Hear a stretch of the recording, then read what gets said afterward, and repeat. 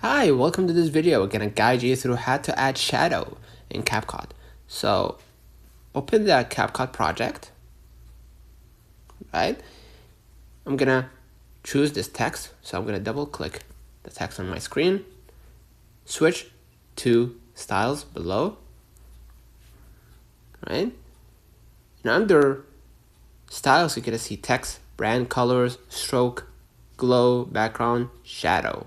Press shadow and add a color to it. Let's say black shadow, right?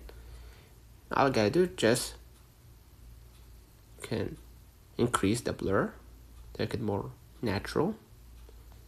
The distance, if you want it to be like to add the shadow in the back, add an angle. If you want it to be a little bit to the right or to the left, if you're locating there, and reduce the opacity, or let me make it more natural. And if you're done, hit the check mark, and it's gonna look natural here.